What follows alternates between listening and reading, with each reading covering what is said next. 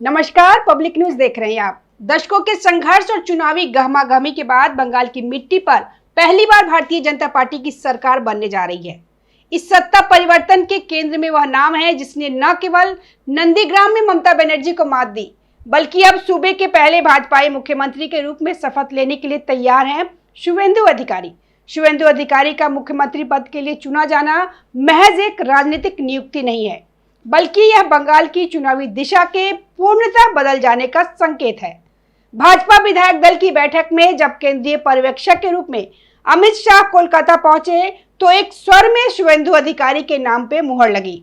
ममता बनर्जी के सबसे बड़े दुश्मन को सीएम की कुर्सी मिली है। पहले नंदीग्राम से चुनाव हराया, फिर भवानीपुर से। यह नाम सुनकर ममता बनर्जी बौखला गई। वहीं शुवेंदु अधिकारी को लेकर दो बातों पर चर्चा हुई। अतीत की उपलब्धियों के ऊपर कि कौन कौन से नेता ऐसे हैं जिनकी उपलब्धियां भारतीय जनता पार्टी के लिए यहां तक लाने में सक्षम हुई और जिन्होंने जोर शोर से पूरी मेहनत से सीट जितवाने में भी की। उन्हीं के साथ मीटिंग हो रही थी। इन लोगों ने पहले स्ट्रेटेजिकल मीटिंग की, बंद कमरे में की। वहां पे नाम प्रस्तावित करना, कई नामों की चर्चा करना, कई बातें, सबकी अपनी अपनी भूमिका पे बात हुई। पिछले लोगों की उनकी भी जस्टिफाई और सेटिस्फाइड उनको भी करना था। ऐसा नहीं कि ये सिर्फ ये बातें हो जाए कि नहीं, शुवेंदु अधिकारी ने सबसे बड़ी भूमिका निभाई और इसीलिए उन्हीं की भूमिका के आधार पर उनको सीएम बना दिया जाए तो शामिक भट्टाचार्य को बुरा न लग जाए, दिलीप घोष को बुरा न लग जाए। वहां में संगठन में काम करने वाले लोग, चाहे वो पूर्व अध्यक्ष हो, वर्तमान अध्यक्ष हो, ये जो पिलर रहे हैं जिन्होंने 37 सीट से 77 सीट तक पहुंचाया, जिन्होंने उस समय भारतीय जनता पार्टी के लिए 18 लोकसभा की सीटें जीती, जहां पे संभावना नहीं थी कि 1-2 जीत पाएंगे, 18 लोकसभा में जीत दर्ज की, तो उनको इग्नोर नहीं किया जा सकता। उन्हें भी संतुष्ट किया जाना है और इसके लिए जरूरी होता है कि अतीत की उपलब्धियों के साथ साथ भविष्य की संभावनाओं को देखें कि भविष्य में कौन सा ऐसा लीडर है जिसके ऊपर सबसे ज्यादा पश्चिम बंगाल में विश्वास किया जा सकता है। क्योंकि जो संभावनाएं आगे के लिए दिखेगी वो ममता बनर्जी सेंट्रिक होनी चाहिए। क्योंकि ममता बनर्जी का जो रुख दिख रहा है वह फिर से कह रही है कि हम तो अब स्वतंत्र हो गए हैं, अब तो हम मैदान में उतरेंगे। जैसे कम्युनिस्ट पार्टी के खिलाफ प्रदर्शन, विरोध, हंगामा होता था, वैसे ही भारतीय जनता पार्टी की सरकार में भी उनको भी नाक में दम कर देंगे। जो तरीके उन लोगों ने टीएमसी की मीटिंग में उठाई, तो ऐसे में आगे की रणनीति के लिए किन किन चेहरों पे हम आगे बंगाल की राजनीति में एक नया नैरेटिव गढ़ सकते हैं कि पश्चिम बंगाल में भाजपा की जरूरत क्यों रही। अब दिलीप घोष में उतने एग्रेसिव लीडर वो नहीं रहे, भीड़ को मोबिलाइज करने की उनकी क्षमता उतनी नहीं रही। हिंदुत्व की बात वह कर रहे थे, लेकिन उनका अग्रेशन का लेवल वो नहीं है। वह संगठन में बेहतर काम कर सकते हैं और करते भी रहे। शामिक भट्टाचार्य भी वो अग्रेशन के साथ उनका सामने नहीं आता है। वो चेहरा नहीं बने भारतीय जनता पार्टी के, चाहे वो चुनाव प्रचार के दौरान वो भी संगठन में बेहतर काम कर सकते हैं। महिला चेहरे की बात आई, लेकिन महिला चेहरे में वो सॉफ्टनेस नहीं चाहिए। पश्चिम बंगाल में जैसे दिल्ली में आखिरकार में फैसला हुआ था कि नहीं, दिल्ली एक ऐसा क्षेत्र है, ऐसी जगह पे अगर एक महिला को लाएंगे तो महिला वोटर हमारे साथ जुड़ सकता है। क्योंकि अरविंद केजरीवाल ने भी अंतिम में एक महिला मुख्यमंत्री बनाया था, तो महिला चेहरे की बात आई तो बैलेंस करने की बात आ रही है कि नहीं, सीएम और डिप्टी सीएम के बीच ये बटेंगे। लेकिन जो सारी चर्चाएं हुई उसमें ये तो दिखा कि पहले ममता बनर्जी को आगे तोड़ना है, तो ममता बनर्जी के साथ काम करने वाला व्यक्ति चाहिए जिसने तरीके देखे हैं कि टीएमसी के उन पे कैसे काम करती है। और नंदीग्राम में या फिर सिंगूर में ये जो विरोध प्रदर्शन हुआ था और जो ममता बनर्जी के लिए टर्निंग पॉइंट साबित हुआ, इसमें सबसे बड़ी भूमिका अधिकारी परिवार की ही रही थी।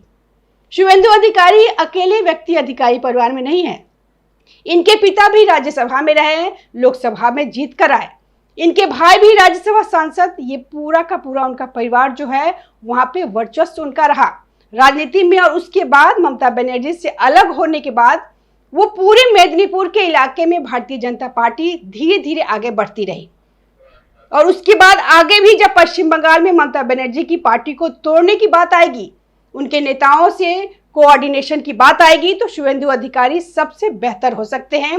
और जो एग्रेशन उनके साथ है वो लगता है कि जिस तरीके से लोगों ने शिफ्ट किया है उनको कोलकाता की तरफ, और जो प्रेसिडेंसी का इलाका जहां पे एक मजबूत चेहरा दिखता नहीं था, ममता बनर्जी को चुनौती देने वाला दिखे, तो इसीलिए जरूरत तो उन्हीं की है। और इसके बाद यह फाइनल डिसीजन हुआ कि नहीं, सीएम पद के लिए अभी शुवेंदु अधिकारी ही सही है। कुछ नया करने के चक्कर में ऐसा ना हो कि पश्चिम बंगाल में कुछ बवाल हो जाए। अच्छी बात यह है कि बंगाल की जनता की भी पहली पसंद शुवेंदु अधिकारी ही थे। वहीं शुवेंदु अधिकारी ने अपने पहले संबोधन में जिस स्पष्टता और आक्रामकता का परिचय दिया, उसने विरोधियों के खेमे में सिहरन पैदा कर दी। उन्होंने साफ कहा कि मैं पहले हिंदू हूं, नंदीग्राम की हिंदू जनता ने मुझे जिताया है, मुसलमानों का वोट पूरी तरह टीएमसी को मिला क्योंकि वे अपनी विचारधारा में कट्टर है, इसलिए मेरा मार्ग भी स्पष्ट है। मैं हिंदुओं के हितों और विकास के लिए काम करूंगा। यह बयान दर्शाता है कि शुवेंदु अधिकारी की कार्यशैली उत्तर प्रदेश में योगी आदित्यनाथ और असम में हिमंत बिस्वा शर्मा के मॉडल का मिश्रण होने वाली है। उन्होंने स्पष्ट किया कि बंगाल में अब तुष्टीकरण नहीं बल्कि सुशासन और घुसपैठियों के खिलाफ कड़ी कार्रवाई का दौर शुरू होगा। वहीं अमित शाह की चाणक्य नीति और विधायक दल का फैसला, कोलकाता में हुई भाजपा विधायक दल की बैठक में अमित शाह की मौजूदगी ने यह साफ कर दिया कि केंद्रीय नेतृत्व बंगाल को लेकर कितना गंभीर है। बैठक के दौरान अमित शाह ने लोकतांत्रिक प्रक्रिया का पालन करते हुए सभी विधायकों से प्रस्ताव मांगे। उन्होंने बताया कि 8 अलग अलग प्रस्ताव आए, लेकिन सभी में केवल एक ही नाम था, शुवेंदु अधिकारी। जब अमित शाह ने आधिकारिक रूप से उनके नाम का ऐलान किया तो पूरे बंगाल में जश्न का माहौल बन गया। अमित शाह द्वारा शुवेंदु की पीठ थपथपाना इस बात का प्रतीक था कि अब बंगाल की कमान एक ऐसे मैदानी योद्धा के हाथ में है जो टीएमसी की रग रग से वाकिफ है। ममता बनर्जी की हठधर्मिता और राज्यपाल की सर्जिकल स्ट्राइक, बंगाल के राजनीतिक इतिहास में यह पहली बार हुआ जब किसी मुख्यमंत्री ने जनादेश खोने के बाद भी इस्तीफा देने से इनकार कर दिया। ममता बनर्जी अपनी हार स्वीकार करने को तैयार नहीं थी और मुख्यमंत्री पद की टैग से चिपकी रही। यहां तक कि उनके सोशल मीडिया प्रोफाइल पर भी घंटों बाद तक चीफ मिनिस्टर का पद नाम दर्ज रहा। ममता बनर्जी के इस संवैधानिक अरियलपन को खत्म करने के लिए पश्चिम बंगाल के राज्यपाल को अपनी असाधारण शक्तियों का प्रयोग करना पड़ा। अनुच्छेद 174 का उपयोग करते हुए पूरी विधानसभा को ही भंग कर दिया गया। परिणाम, विधानसभा भंग होते ही मंत्रिमंडल स्वतः समाप्त हो गया। ममता बनर्जी की सरकार तकनीकी और कानूनी रूप से अस्तित्वहीन हो गई। यह कार्रवाई उन लोगों के लिए कड़ा संदेश थी जो लोकतंत्र में जनादेश का अपमान करना चाहते थे। जब शालीनता से इस्तीफा नहीं आया तो संविधान ने अपना रास्ता खुद बनाया। बंगाल में योगी मॉडल की दस्तक शुवेंदु अधिकारी के मुख्यमंत्री बनने की खबर से उन तथ्यों में दहशत है जिन्होंने पिछले वर्षों में राजनीतिक हिंसा को बढ़ावा दिया। शुवेंदु अधिकारी ने खुले मन से चेतावनी दी है कि टीएमसी के जो गुंडे बच गए हैं, सरकार बनते ही उनका इलाज किया जाएगा। उनके पुराने बयानों और हालिया रुख से 3 मुख्य बातें उभर कर आती है। वह अपनी ब्राह्मण पहचान और सनातनी मूल्यों को गर्व से स्वीकार करते हैं। उन्होंने आह्वान किया है कि हर हिंदू घर पर भगवा ध्वज होना चाहिए। असम की तर्ज पे बंगाल में भी अवैध घुसपैठियों की पहचान और निष्कासन उनकी प्राथमिकता होगी। वह अल्पसंख्यक मोर्चे या तुष्टीकरण की राजनीति के बजाय सबका साथ, सबका विकास और अपने कोर वोटर के सम्मान की बात करते हैं। शुवेंदु अधिकारी कोई पैराशूट लीडर नहीं है। उनकी जड़ें बंगाल की मिट्टी में गहरी जमी है। प्रारंभिक जीवन उनका 15 दिसंबर 1970 को मेदिनीपुर में जन्मे शुवेंदु अधिकारी ने 19 साल की उम्र से छात्र राजनीति शुरू की। 2007 में लेफ्ट के खिलाफ नंदीग्राम आंदोलन के वो असली महानायक थे जिनके दम पे ममता बनर्जी सत्ता में आई थी। दिसंबर 2020 में अमित शाह के नेतृत्व में वह भाजपा में शामिल हुए। 2021 में उन्होंने नंदीग्राम में स्वयं ममता बनर्जी को हराया और फिर 2026 के चुनाव में भी उनकी पार्टी को धूल चटा दी। मोदी और योगी की तरह शुवेंदु अधिकारी भी अविवाहित है। उन्होंने अपना पूरा जीवन बंगाल और देश की सेवा के लिए समर्पित करने का संकल्प लिया है। वहीं कोलकाता पुलिस का बदलता रुख और सागरिका घोष पे कार्रवाई, सत्ता परिवर्तन की आहट मिलते ही प्रशासनिक मशीनरी ने भी करवट बदल दी है। कोलकाता पुलिस जो कभी ममता बनर्जी के संरक्षण में काम करने के आरोपों से घिरी रहती थी, अब कानून के रास्ते पे लौटती हुई दिख रही है। टीएमसी की सांसद सागरिका घोष को कोलकाता पुलिस ने उनके भड़काऊ सोशल मीडिया पोस्ट के लिए कानूनी नोटिस भेजा है।